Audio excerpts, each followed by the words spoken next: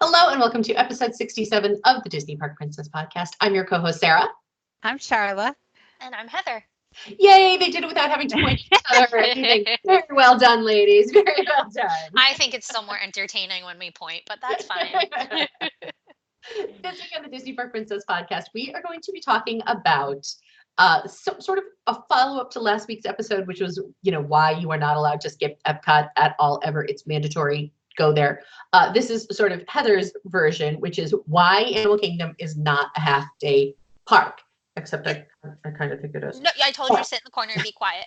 Yes, so I will be in the corner if anybody needs me. But before we get into that and let Heather convince me why it is not a half-day park, I don't really think it's a half-day park. I think it's a 3/4 of a day park, but that's okay. I'll let her change my mind. That's fine. Let's talk a little bit about the news this week. So, not much other than, we have a few things, but really once it was quiet. Well, it was quiet because Rise of the Resistance and Festival of the Arts started. So there's all of the hoopla surrounding those two things. Heather, do you want to talk a little bit about Rise of the Resistance opening over in Disneyland? Yes, Rise of the Resistance opened on Friday. What was that? The 17th of January. And it was a mess. Like we all knew it was going to be. And it broke down and nobody could get on. However, if you were smart enough to go for the few days beforehand, they were doing secret soft openings. And I had a friend who rode it 3 times in 20 minutes, just walked on. So she is our queen. She won. She's our queen. She wins. She all won. The things. Yeah. But yeah, look, of course, it's as popular out here as it was in Florida. People have been dying for this ride to open. It finally opened, and the same issues that they had for the first couple weeks in Florida, they had in California. When Disney is going to learn from, you take what you learned in Florida and apply it out here. They did not, but, it's fine. Yeah, I guess I don't know what the solution would be, right? It kind of feels like they did it the best way they possibly could. It'll be interesting to see how they change things going forward. I don't know what the alternative is, I didn't know that this was happening because I didn't pay attention to it at all. I'll get to Rise of the Resistance when I get to Rise of the Resistance, and I don't care about rushing down there, but you both told me that people were quote unquote cheating. Yeah.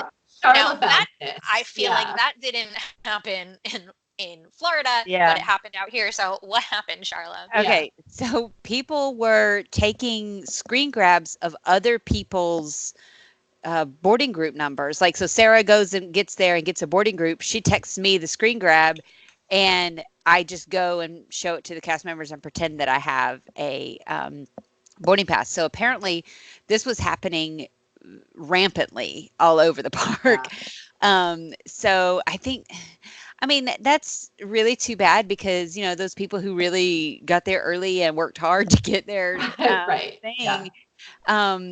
It's like this is why we can't have nice things, is because people ruin it for other people. And I get it because, they can't test the real world situation of it running all the time. So there were breakdowns. And so then it should have been for those who had the boarding passes. And I'm sorry if you didn't get one. But that's how it is. That's how life is working. You come back the next day. It's how it works. Yeah. So I'm not a fan of that. The people who were trying to cheat the system at all. And apparently it was rampant. It wasn't just you send one to me and one person. It was everybody was doing it. So. And Disney, I guess, was not really checking them as well as they should be, which I have sort of a level of frustration with. I get it. You're swamped and you're overwhelmed. But the way to make the system work is to actually work the system. Yeah. So if you're going to issue boarding groups, make sure that everybody that's in that line actually belongs to that boarding group. So, Well, I'm going to say a thing, and I don't care how unpopular it is because it's the truth. Having grown up on the East Coast and going to the Florida parks, coming out here to the West Coast parks, the cast members are not as friendly or thorough as Florida cast members are. I find that a lot of them are, teenagers with after school jobs, and not that there's anything wrong with that. I had an after school job as well, and you're a teenager and you don't care, but that's the level of attitude that you get a lot out here at Disneyland. And so I feel like these kids that are, they don't care, and they're just here, go through. They're swamped, they're overwhelmed. They're not checking like they would be thorough in Florida. Is probably what happened. Yeah. maybe. The other thing that Disney didn't do, from what I heard, and again, this is all sort of hearsay, but I know in Florida, if you were in line and the ride went down, you got a fast pass to come back and do it the next day. And some people were reporting is that they were not given that. Or they were given that, but it was their last day, or they were, so it seemed to be inconsistent. And I think sometimes that's where people's frustrations come through, is if you know that one person got something for not getting on, but you didn't get it, then frustrations happen. So, Yeah. I do think, God knows, I think a lot of the cast members are doing the best that they can under less than ideal circumstances that day. But be consistent, be consistent with what you're doing for people. And I guess the ride has been closing prior to park closing. So like if the park is open until 10, they're only running the ride until 9. And so if you're in boarding group, whatever, and you had to come back for a ride or whatever, they might let you in. And then if the ride closes, the ride closes. I mean, I can see how that would be frustrating too. I have an issue with that because there are a lot of things that have seasonal hours, whether it's Tom Sawyer Island because of the light, the safety issue, or something that is maybe not that popular, so they just close it early. That's fine, but this is opening weekend on probably the most popular attraction Disney has had in a very long time. You can't have a seasonal hour. You can't close that before the park. That stays open until the park is closed. That's a no-brainer, right? But I know, but if by doing that, they're trying to minimize the downtimes during the day, like, I don't know, again, it's one of these, you don't know really what the ride can handle until you're running it at full capacity, so it's tricky, but I do feel badly for anybody that went out there and, got in line at 4 a.m. and did the whole thing and didn't get but them's to breaks to some degree, Yeah. Life happens. All right, so moving on. H2O Glow Nights, this is an after-hour event at Typhoon Lagoon, is returning this summer. This was a pretty popular event. I remember when I heard about it, I thought, really? But I'm not a water park person, so I didn't really pay much attention to it. But I guess it's hosted by Rex from Toy Story. I love it. I do love Rex, actually. So it's hosted by specifically Partysaurus Rex. Yeah. If you haven't seen that short, if you haven't seen that short, you should definitely see it. It's awesome. Yeah. It's really cute. It's really cute. So, he's the host of the H2O Glow Nights. They take place after hours. Everything's sort of like blacklit and glowing, and they have like dance parties, and it looks super cute. Actually, if you were a water park person, unlike myself, it sounds like a good time. So here's my problem with this, because it sounds awesome, but I'm terrified of water parks, and now it is dark and I'm not going to be able to see the water. And what if something grabs me from underneath? I can't. Oh my gosh, it's a water park. You don't know. I'm with her, actually. You don't know. You don't know. I know. I've seen Jaws 4, so just why? no. Okay, why have you seen Jaws 4? As a child of the 80s, I don't know. Well, with a sleepover, I'm sure, and I think our movie, somebody forced me to watch it. Okay, look, this is not going to happen, but I think it's a fantastic idea, and I would love to go. I think you should go and write a blog on it. It's a fantastic idea that we should make you go, and that's not happening. So.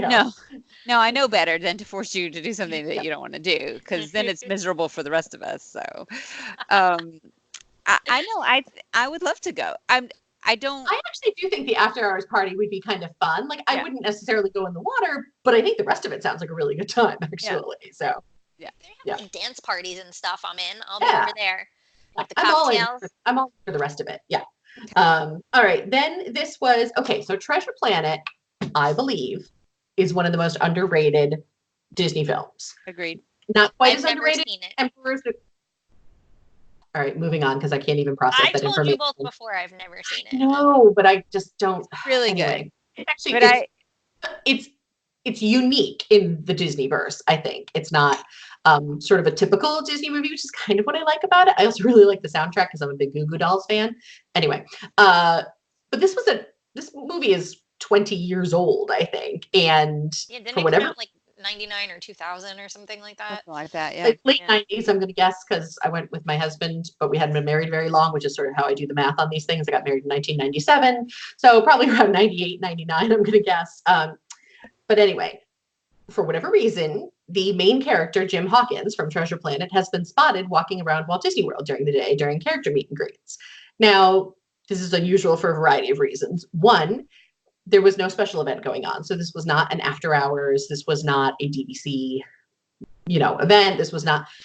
However, sometimes when Disney starts popping up random characters, it's because they're testing them for some type of special event. So this is interesting only in that A, it's a random character to pick, but B, it makes me wonder what's coming, We gonna do a sequel?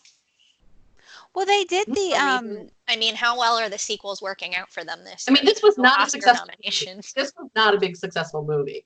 So I can't imagine they would do a sequel, but I do wonder, is there some type of so anyway, on the podcast extra, surprise ladies, we're going to be talking about what characters do you think you would what characters that do not currently appear in the parks would you like to appear in the parks? Like maybe they're characters from an underrated movie or a character that just hasn't been around in a while, or maybe it's sort of a B level character from a movie that you think should be doing. So that's going to be the Patreon extra this week. So start thinking about it. You've been warned. Oh, I already have my answer. Well, they did this last year. They did some random characters, but they were in a fantastic thing, right? Yeah, but they were more in a set place and more like early in the morning, because I saw Prince John and Friar Tuck when we were there last September, and I was like, oh, I'm definitely meeting them. They had other characters too, but this is more of a just randomly walking around, and I love it because I love that movie. But as much as I actually like that movie, I still don't know that I would have recognized him. No, I don't think I would when have I just saw him. No, I don't think I would have either if I just saw him randomly walk.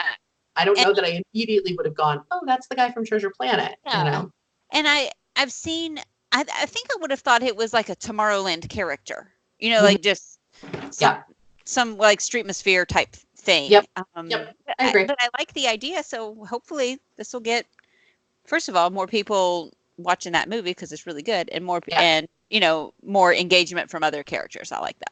Yeah, agreed. All right. So last piece of news is, and it's not even really news, it's just sort of an update. So the Beauty and the Beast sing-along has started in the France Pavilion. It started last Friday on January 17th, like so many other things did. But the interesting thing is originally we had thought that Beauty and the Beast sing-along was going to be sort of interspersed with the original movie, Impressions de France. That is not the case. Instead, it is actually Beauty and the Beast during the day and then Impressions de France only at night, starting at around 7 o'clock. And since the park closes at 9:30 typically, that's not a lot of time to see Impressions de France. So disappointing, but at least it's still there. I'm happy I'm happy they didn't replace it entirely, because really they could have, so I'll take what I can get, I suppose. But however, this is one of those things where Disney listens to guest feedback, and maybe if enough people ask or show up for those showings, that they will add additional showings. This is just a question of, which movie are they showing? With movies being digital these days, this is not a huge thing to add additional showings. So, if enough. Well, why don't they? I wonder. I feel like, am I making this up in my head, or did I hear a while back, how they were redoing the China and the Canada movies? Weren't they redoing Impressions de France? I believe what they did is digitize it. Yeah, they did. Yeah. Why don't we get a new movie? Make it something get a new movie. Why do we need Beauty and the Beast? And again, nobody yell at me. I grew up literally singing and dancing to that soundtrack in my room as a kid. I love it. But why? Why do we? I know that we're trying to get kids in there and all of that, but popular. I think the sing-alongs are very popular. And as somebody who actually is looking forward to the Beauty and the Beast sing-along, and both of you have been at the Frozen sing-along with me, so you know how much I love that. I'm not mad at it, but I wish it were alternating. Yeah, let's not take all the culture out of Epcot. That was the point of Epcot, right? We don't need to make it a second Magic Kingdom. We have the Magic Kingdom. It's fantastic. We don't need a second one. Yeah. All right, so that's it for news, which brings us to today's topic. And today's topic is going to be why Animal Kingdom is not a half-day park. That's right, I said it. Pause for music. All right. Okay, convince me. I'm just going to sit here in my corner and wait to be convinced. Okay, well, much like last week, your pet peeve is you get emails from clients or you're having conversations and people say, I don't want to go to Epcot for the And kids. did I literally not get that email the next day and I sent it to you guys? I literally got We're that like, email the link next day. to the podcast. My pet peeve, like so much so that I used to do video series on YouTube a few years ago, and this was the very first video I did because I would get so many emails or calls from clients saying, well, do I really need an extra day of tickets to go to Animal Kingdom? Like, there's only like two things there. And it makes my blood boil because I would say Animal Kingdom's my second favorite theme park after Epcot. And I find that there is so much to do there. The difference is that you have to slow down and find it. Right? Okay, now we have Flights of Passage and we have the Navi River Journey. And so there's more e-ticket attractions than there were a couple years ago. But beyond, Everest and the Safari and Dinosaur and Flight of Passage, you could spend 2 days at Animal Kingdom if you take your time and really seek out what the park has to offer. That's my hypothesis. Animal Kingdom has the two greatest shows that all of Disney World has to offer. I think they have the Festival of the Lion King. Is that what it's called? Lion Yep. King. And it's not just a Lion King sing along. They've got the music, but then they've got acrobatics. It's like the Lion King meets Cirque du Soleil. Yeah. Festival of the Lion King is my favorite show in all of Walt Disney World. Hands down. Well, that's my second favorite show. My first favorite show is Finding Nemo the musical. I love it. Finding Nemo is not even my favorite movie. I like it, but the musical, I have yet to see it without bursting into tears when a certain thing happens. I'm not going to say what it is because I don't want to spoil it. But it's a whole everything is in the whole theater. The whole theater is just alive with puppets and song, and the way that they made the puppets is fantastic. The same people wrote the music that wrote Avenue Q and the Frozen stuff, so they really know what they're doing. And I just think it's so well done. And it's only about 30 minutes long. Each of those shows are only about 30 minutes long. So, that's not going to take up your entire day. But if you see them both, if you want to see the bird show, which is amazing, if you want to see It's Tough to Be a Bug, which is a lot of fun, that's a lot of shows. Besides, even if you don't ride any of the rides, the shows are amazing there. Yeah. It's Tough to Be a Bug, I think, is one of the most underrated things in all of I love that show so much. Yeah. So much. I love it. Right. Now, I have some issues with it because I'm an arachnophobe. Well, this show is made for you then. They're telling you how hard it is for them because of people like you. I know. So if you ever see me, It's Tough to Be a Bug, don't sit near me. Because I will give away half the show because I've seen it so many times that I know what's coming. And you will literally see me duck, pick my feet up, lean forward. Like I do a whole routine. Like there's a whole routine that goes on when I see the show to avoid me having a full-on panic attack in the middle of it. So don't sit in the back and pay no attention to me.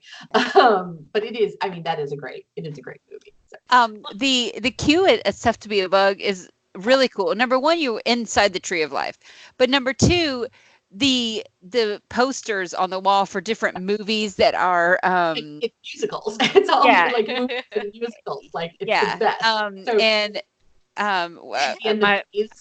Beauty and the Bees. Our friend Brian always, and I have this kind of inside joke about Beauty and the Bees, but every time I go in there, I have to look for that poster. I have to look for the different ones because they are so funny. Just puns about bugs. It's really good. But you get to actually be inside the Tree of Life, which I think is awesome. Yeah. Also, if you listen to the music that's playing while you're in that queue, it's like the music from the posters. Yeah. It's all show tunes, but like hummed by bugs. It's fantastic. It's fantastic. That's really good.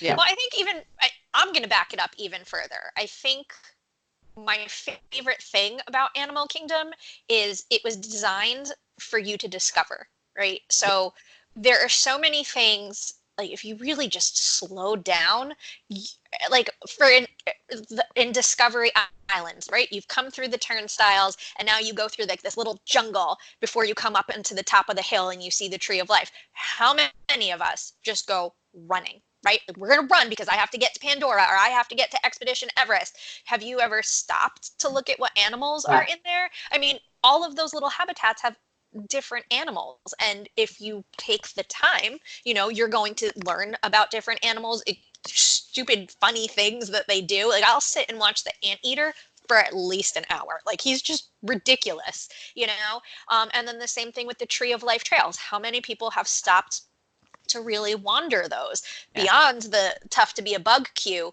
You can walk up and under and get up close so you're touching the Tree of Life and see all of these carvings. And no, it's not as exciting as Expedition Everest, but it's still something. And it's the amazing craftsmanship that went into this, it should be appreciated. And so that's the type of park this is, where if you just kind of like, instead of running to the rides and you take a turn and just kind of wander, you're going to discover a lot. And that's why I like it.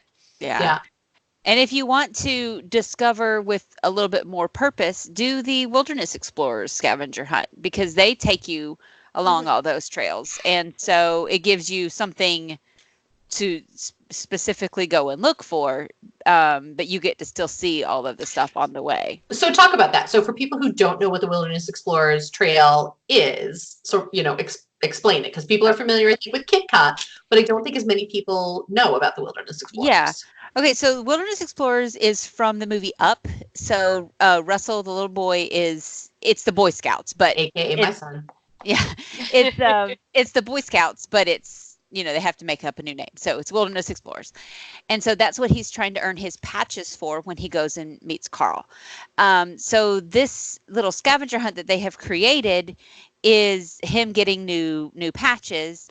And so you pick up the scavenger hunt, and you can pick it up right as you walk in on the and enter Discovery Island. It's on the right, and there's a big like tent structure that says Wilderness Explorers. And you just pick up a guide map, and you go around to all the different places that are marked on your map, and you have to look for the flamingos, or you have to listen to something. And in each of those stations, there's a cast member around, and they will give you a sticker for your map. And if you get them all done, you take it back, you do get something from the cast members. But it takes you all over the park, even out to Rafiki's Planet Watch. So you have to do all of these things to get it. So it really helps.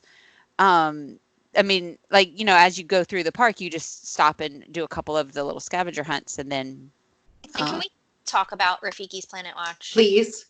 Yes. If you've never gone out there, I'm sorry, you have done Animal Kingdom wrong. It is easily one of my favorite spots in the entire park. Yeah. You have to take a train ride to get out there. On the train, you get to see some of the backstage animal buildings, which is really cool because you'll see rhinos when they're kind of just hanging out and not on stage. But once you get over there, there's a petting zoo for the little kids or your Heather, because I jump in there and I pet all the pigs and all the goats. Fat goats, the goats that are as wide as they are. I love them. They're so cute. And they have like little animal demonstrations. Like they'll bring out a porcupine and teach you about it. But my favorite thing, like even when I worked at Animal Kingdom, like I made it a point to get over there to watch this. They do surgeries. They have their vet office there, and it's on stage. So depending on what there is that day, I've seen a tiger operated on, a lion, something as tiny as a little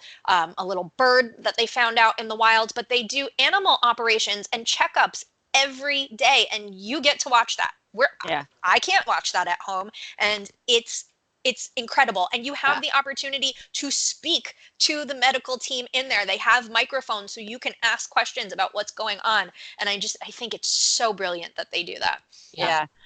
When I was on my honeymoon, it was the first time I had ever been to Animal Kingdom, and we went over to Rafiki's Planet Watch, and I had a sling purse around my shoulder and a park map in it, and a goat reached into my bag and stole the park map and started eating it. Oh my God, you got the goat in trouble. I took it away. I took it away from him because I didn't want him to get hurt. I mean, I'm sure they eat worse than paper, but Yeah. or not those goats, but Oh my God, I love those goats so yeah. much. Yeah. But Also, it's so fun to go over. dude, And I haven't been over since they redid it or recently just Either. opened. So, But Charlotte, we're adding that to the list for next yeah, time. for sure. it's my favorite. Like, I don't know if they still have the Song of the Rainforest.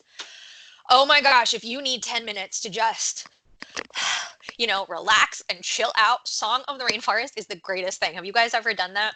Oh, I don't know what it is. Oh my gosh, please, you have to go. And if it's there, you have to do it. You basically go into this little soundproof booth. I think up to 6 people can fit in each one. You sit on a bench, the lights go down, you're completely dark, and you put on headphones, and it's Grandmother Willow from Pocahontas, and she starts to tell you all about the rainforest and the different animals that live there. And so you hear the bugs and you hear like a jaguar walk up behind you. Then you learn about deforestation and how awful people are. And it's amazing. All right, I'm looking it up to see if it's still there because I don't remember that at all. I don't know. Oh my gosh, it's my favorite thing. Like, honestly, if you are exhausted and you just need a rest, that is 10 minutes in the dark, cool air conditioning. Oh my gosh, it's the greatest thing. I love it. Well, in addition to that, while Sarah's looking it up, they'll have a lot of animal encounters. They will bring out, which they do throughout the park somewhat, but in specifically Rafiki's Planet Watch, they will have snakes or turtles or something like that they will bring out, and you can touch them and learn more about that particular animal. And it's so interactive and so much fun to get to learn about all of that. Plus, they have Disney characters over there too. Rafiki obviously is there. I've seen Chip and Dale there. Pocahontas every once in a while will show up over there. So, I mean, it's worth it to go and just see what's there. Yeah. I can't tell if it's still there or not. It does not. Well, we will investigate We will when we find go. out for sure. When we go in a few weeks, we will investigate. Because that sounds fantastic. Yeah. Oh, it's delightful. And usually my little Beethoven monkeys are out there. I love those little Beethoven monkeys, the tiny little black monkeys with the big shock of white hair. Yes. They're called cotton top tamarins, and they have a little habitat. Usually it's on the right-hand side as you walk from the train to Rafiki's Planet Watch, and they are my absolute favorite monkeys. I love them so much. So, well, and that's another thing too. Oh, sorry, Charlotte, go. No, you go ahead. Go ahead. I was going to say, this is an animal park, right? It's not quite a zoo. Remember, not a zoo and all of that. But it's an animal park. And how many people go to Animal Kingdom, rush from attraction to attraction, ride the safari, that's the only place they see the animals, and then they leave, and that's how this is half day. Well, no, but there are animals everywhere. So there are the 2 walking trails in Africa and Asia, but like my favorite thing, I spend a good hour every morning before I do anything else. I get a coffee from the little kiosk, the little tea kiosk across from Yak and Yeti, and I spend an hour watching the Simarangs, the little monkeys on your way to Expedition Everest. Yes, I love them. I need a pair of them in my backyard. I think they're the cutest things I have ever seen. And then they swing, and then when they have the babies, and the babies are so obnoxious, and the dad's just like, go away, leave me alone. I think it's fantastic. So if you're not looking at animals at Animal Kingdom, what are you doing? That's the whole point of the place. My favorite, I will say, I don't think Animal Kingdom is a half-day park. I'm being facetious. I do think it is nearing a full-day park. Nothing's a full-day park for me because I'm old and I'm tired. Thank you. Yeah, exactly. But what I think Animal Kingdom does better than any other theme park, that's right, I said any other theme park, including Magic Kingdom and Epcot, the details, the tiny little details that if you're hurrying somewhere, you're completely missing. Like right near those monkeys, if you're watching the monkeys and then you turn to the right, there's just sort of this little altar set up, and it's a small model of a temple.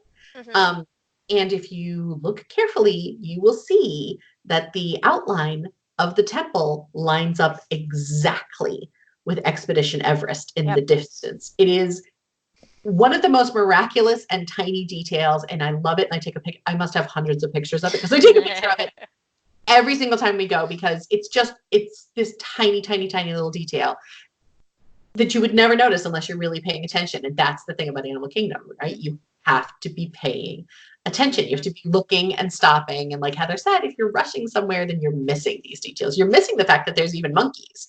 You know, if you're running off to Expedition Everest, like you could run right by that thing. And if the monkeys aren't like really out there and being crazy, you might not even making their noises. Yeah. Yeah. Yeah. Well, that's what I was about to say is that, you know, we've been saying little by little everything, and Sarah's going, yes, I love that. Yes, I love that. And I'm like, yeah, you don't think it's a half day park. I think because you love everything about. Yes. But you love everything about all that they have. So what I think about Animal Kingdom really is you can't go just once during your trip. No. I think you have to take it in doses. Like I think you have to go once and then you have to go back. Yeah. You know, sure. Once to do all of the ride stuff and whatever, and another time to go back and just enjoy it. Yeah. Yeah. Yeah, agreed. And I mean, even the entertainment that they have there, like, you know, they have a lot of stuff happening in Discovery Island. Like they had that Merry Menagerie that just popped up for the holidays. But over in Asia, so good. I want the penguin so bad. Yeah. Next year there better be merchandise. Right. But like in Asia, right next to Yak and Yeti, on one side they have cast members that come from India, and you know, maybe they're teaching you how to write your name in Sanskrit, or they're teaching you some kind of craft. On the other side there's a stage. Have you ever seen the Bollywood dancers? Yes. We did that. Dare you did. to not stop and dance. There's video somewhere of Charlotte and I doing the Bollywood dance party. That's my favorite thing. Like you hear that music and you're like, yeah. Yep. Yeah, I know. It's sad when they got rid of that. But yeah. They have the drummers on Discovery Island on your way into Africa. Those are really, really good. There's so much entertainment that you can just either have the watch. African band too, where they get out there and they still like they're teaching you like the African dances, and like I dare you not to get up. Like you have to move when you hear that, you know. Also, something when you walk by, you're not doing life right. yeah, right. It's music. You're on vacation. Stop and enjoy it. What about Dinoland? Do you guys like Dinoland? I do. Sarah's face. Yeah. Okay. So Dinosaur is a lot of fun. The ride. It's not Indiana Jones. If you've ever been out to Disneyland, it's the exact same ride. It's just dinosaur themed instead of Indiana Jones themed. But I used to really not like Dinoland until I have now played some of those games, and my daughter absolutely loves those games and does really well at them. So it's not like your typical carnival where it's rigged and, you know, you're not going to win, and not everybody wins, but she has a blast and she loves it. So seeing it through somebody else's eyes, I really, really like it. I also used to really love the Primeval Whirl coaster. And unfortunately, I get a little sick riding it now. But I mean, if I didn't feel sick, I love a mouse coaster. I love that kind of ride. I loved it. So I do like Dinoland a lot. And the Boneyard, the play area with the Boneyard, is a lot of fun to just run around, and you can dig in the sand with you can pretend you're an archaeologist and dig the bones, or you can just go down the little slides and stuff like that. That's where I was going, because I think most people run right by the Boneyard and they have no idea what it's there. It's a play yard for little kids, right? But like, you know, there's an exilabone, they call it, where like you hit the bone, it looks like rib bones, but you hit it and it makes music. You know, there's other like little spots you jump on and it's a dinosaur roar. Like I go in there, I take my nieces in there, and I think I have more fun than they do. Yeah. Like pushing them around. But then, like you said, in the back of the Boneyard is the dig site, where you have to like actually physically cross a rope bridge, or like a rickety old bridge to the other side, like you're crossing over the walkway, and it's a fossil yard, and you get to dig for fossils, which I think is so nobody knows that's there. Everybody just brushes past it. Yep. Yeah, it's a lot of fun. Yeah, it's a lot of fun. My biggest thing that really, it's those games actually were one of the big things that turned me off, because I don't like that you have to pay extra for them. I hate that. Like really, it bugs me that you have to pay extra for that. And I get it. I get that it's supposed to be like a theme park within a theme park kind of carnival. Fine. Okay. I still don't really get it, but all right. But yeah, I wish you didn't have to pay, and because they're not cheap. They're not cheap. Well, they're not that bad. You get like 5 games for $20 or something like that. So it's not I don't think it's Yeah. that bad. Yeah, I But guess. it's I mean, I get that objection to it, but it is fun. So Yeah. now I think that it would be more popular if you didn't have to pay? Yeah, absolutely. Yeah. Um, but people love it, so it's just one of those Yeah. things that I I just feel have like been it should be asking. sort of like an old timey, like if you're going to do like old timey carnival games, like maybe do them like a quarter a game, or maybe do them like Yeah, like Mhm. sure. because that's just pure profit at that point for Disney, Uh, So yeah, let a little kid spend a quarter to win whatever. Like, yeah, you don't have yeah, to be yeah. greedy about it. Um, yeah, Disney. but Nora loves them, and so it's fun. It's fun. Yeah. Um, Oh, the other reason I don't like those games is if your kid actually does win, now you're toting around a big stuffed dinosaur for the rest of the day, which you cannot ship back to the hotel. my kid only wins the little ones, and so it's been Yeah. okay. It's been okay. So I haven't that has not come up yet. Yeah. But let's talk Still about waiting, dining. by the way, for my Fantastic Beasts land. Oh, well, Oh, yeah. yeah. I wish they would have done that. Yeah. Instead, we got Pandora, which is pretty. It's really pretty. I love Pandora, and I guess I'll accept Pandora because if you all remember, like way back when Animal Kingdom first debuted, in the sign and the artwork and everything, there was Yep. there was a dragon. It was intended to be an imaginary beasts section of the park, and it never materialized. But I guess I'll accept the banshees in Pandora as a replacement for the dragon. I can. No, I'm still holding out hope that one day they will do that. Because I really hope that they will. I think they could do it really well. But let's talk about dining because I think Animal Kingdom has Okay. some of the best food in Walt Disney World. Specifically, the quick service locations are very, very good. Mhm. What reminded me of it was the one back by Dinosaur, Restaurantosaurus, and I mean, it's like burgers and stuff like that, but those are some of the best burgers that Walt Disney World has. Like I mean, in terms of quick service, I'm not talking about like Fancy the fancy burgers. ones.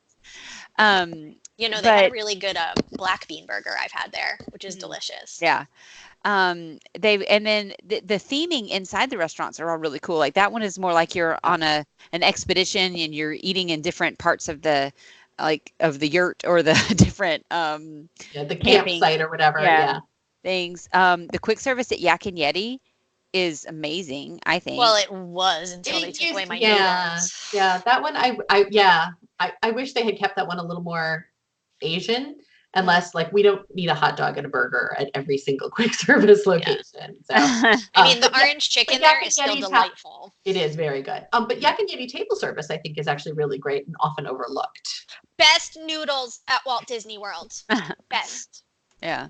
And then there's the new Harambe Market that has a lot of different I like Harambe Mhm. Market. I yeah, do it's too. really good. Yep, I love really it. good. Um, Even Pizza Fari is really good. Like it's not gourmet pizza, but yeah. it tastes delicious. The Flame Tree Flame Tree Barbecue. Barbecue. Again, I've said it. I'm not a barbecue fan, but I've had like a really good smoked turkey sandwich there. They now have, which I'm dying to go back for, like this plant based. It's not really plant based. It's vegan sausage with like jackfruit and coleslaw on top of it. That looks Oh, really good. Um, so their food is and their table service too. I mean, Yeah. oh Tiffins. If yeah. you haven't had Tiffins yet, like I feel like I was like on board month number one. Like I somehow got into that restaurant right when it first opened, and I was blown away. And I think I've eaten there 10 times since then. And Yeah. for Yeah. whatever reason, it's super slow to catch on. I have no problems getting a reservation every time I go. It's super empty. Maybe that's because it's a signature restaurant and it is pricey. But oh my gosh, that food is Yeah. delightful. And Yeah. probably my favorite character meal is that Animal Kingdom. Tusker House Yes, is probably my favorite character meal in Yeah. all of Walt Disney mind-blowingly World. good food. Yeah, The best food for a yeah. character meal. Absolutely. Like for a Oh, buffet, how often, I mean, so Boma good. is great, but there's no characters, but mostly buffet food is kind of like it's mass produced, it's not the greatest. This is phenomenal. The food here is fantastic. Phenomenal. And it's a Mickey meal. Mickey Mouse Yeah. is there, and In his nobody little safari realizes that. gear. In his safari gear, he's so cute. And they have the interactions. They do like the little sort of parade around the restaurant, and it is as interactive as Chef Mickey, I feel, without being as chaotic as Chef Mickey. Yes, absolutely. I've never eaten there. Sure. Sorry, I haven't. Okay, well, put it on the list for I'm February. looking at making reservations right now. Talk amongst yourselves. Yeah. I know it's like a place that I've always wanted to, and I just never have for whatever reason. And It's really good. It's yeah. so It's good. so good. I mean, as with all character meals, it does tend to be, it's a little on the pricey side. I do feel the character meals sometimes are a little on the pricey side, but it is a buffet and it is a character meal, and the food is so good. Like, I feel there are other character meals that are the same price and the food doesn't really justify it. In this case, I feel the food really does justify it. It's great. The food is phenomenal. Yeah. Phenomenal. Also, I didn't say this when we were saying quick service, but Satuli Canteen over in Pandora. Oh my gosh, yes. the food is delightful. I love it. I think, I mean, it's always busy, so I don't want to say people don't eat there, but I think people stay away from it a little more than the other ones because it's quote unquote healthy food. But they have these delicious bowls there that it's, you choose your grain, you choose your protein, you choose the sauce. Oh, they're so yummy. Yeah. They're so delicious. Yeah.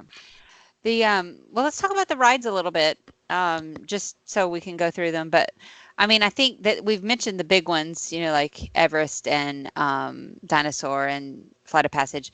But what about the safari ride? Because it's always popular. People love it, and it's a really good way to see a bunch of animals. It's not the best way to see animals because I think that doing the walking trails is going to be better than that. But I do really like the Kilimanjaro Safari ride. I love it. And if you can do it in the morning, first thing, like while most people are running the Everest or Flight of Passage, you're going to get a lot more interaction out of the animals just because it's cooler and it's not, 95 degrees and humid in Orlando. And so they want to move around and they want to do things. Yeah. And then the also over there near it, which I've only ridden once. It's not my favorite. There's Kali River Rapids. So we're going, by the way. We have an 11:40 reservation on our Animal Kingdom day. So. All right. Well, good to know. But Kali River Rapids it's a barge type water ride. If you don't know what it is, it's fun, but you're gonna get soaked. Soaking wet. Yeah. I have a tip. I think it might be my favorite thing in Animal Kingdom. Do I say it here or do I save it for our newsletter for our Patreons? I know what you're about to say. Save it. Okay. It's my favorite. Favorite thing in Animal Kingdom. All right. So if you're wondering what she's talking about, if you are supporting us at the $10 a month level, you get an exclusive email every single month on the first of the month with our super secret, we do not share them anywhere else, favorite VIP tips. So February 1st, if you're listening and you're a $10 a month supporter, you will get Heather's tip. I know exactly what she's about to say. If you're currently supporting us at the $5 a month level, it's not too late to upgrade. You can always upgrade. Patreon.com/Disney Park Princess. It's worth it. It speaks to my mischievous side. I love it. But yeah, even like we were saying before, Primeval Whirl, the Triceratops spin, when my niece was younger, I'm not kidding, I rode that 7 times in a row with her. It was like one of those again things. There's a lot of attractions that aren't the major ones, right? So yeah, of course, your first visit, you want to go and get on and Flight of Passage and all of that, but then what? You don't have to do that every time. Explore something else.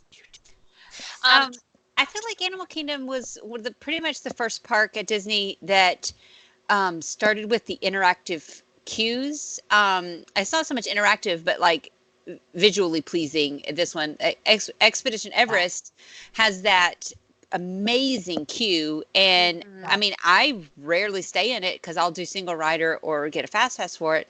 But oh my gosh, it is so amazing! And if you go through and read the story of the explorers going to find the Yeti, yep. It's really cool, and I think that's kind of started it where now they have expanded some queues and they've made them more interactive, but this one really started it for Disney. Yeah.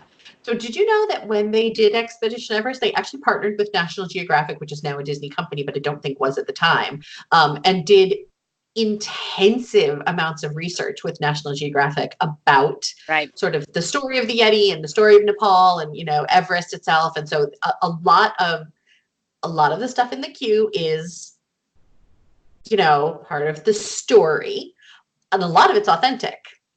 So it's really incredible, and was part of the the sort of journey that Joe Rohde and the other Imagineers took in the creation of this attraction. And it's really incredible. It is. Yeah. I think it might be one of the best queues. Yeah. In And all if you of Walt Disney have World. Disney Plus, go watch the Imagineering story, the episode on how they built Animal Kingdom. It's just like the footage that they have in that documentary of the trips the Imagineers took and how they built this. And then they're explaining things like the drain pipe. I mean, I didn't realize how detailed the drain pipes were in the Africa section. I don't think anybody did, but like that's the level of detail that is in this park. And that's why I say you got to slow down. You have to take your time here. Yeah. And also, I think a lot of the reason the Animal Kingdom got flack for being a half-day park is that it didn't have any nighttime attractions, right? Like, again, this was because of the animals. The animals, they can't have fireworks. That's bad for them. They're terrified of that. They need to sleep. They need to rest. And so when Animal Kingdom, up until recently, the last 5 years or so, there was really nothing there after dusk. Yeah. And then they started with that, Animal Kingdom After Dark, After Hours event. Or I don't even know that it was an event. I think it was just like 1 or 2 hours that they kind of stayed open after dusk over one summer. Do you remember that? I think we went on a business trip. And like they had the safari open at night, and there was like certain like lights set up so you could see how the animals were, the nocturnal animals were in the evenings. And that kind of started getting people there after dark. And then they did Rivers of Light. Then they did Pandora at night. And so now there actually are things to do in the evenings there. And so it truly is a full day park. You can go from 8 a.m. until 9 p.m. Yeah. And never run out of stuff to do. I'm convinced. Did I win? You win. I'm convinced. Yes.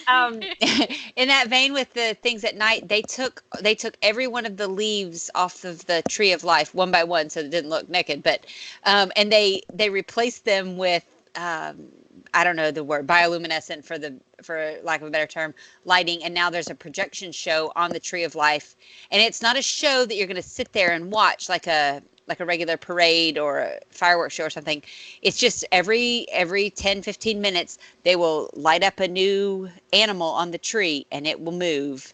And they would kind of do that story. Cool. It's really like cool. Like a 2-minute vignette or something. And if you catch it, you're like, oh my goodness, like it's the coolest thing. But again, it's not this big showstopper that you're going to stake out a spot. There's no spectacular. Yeah. Yeah.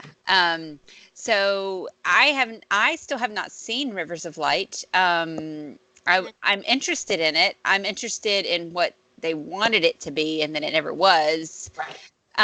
But I've had clients that seen it, and some of them really, really love it. So, if I'm just also not there at night, not because I don't think it's a full day park, but because I do try to get there early so I can get on the rides and then explore. But I'm going to try and see that show soon so that and report back. Yeah. It's pretty. Yeah.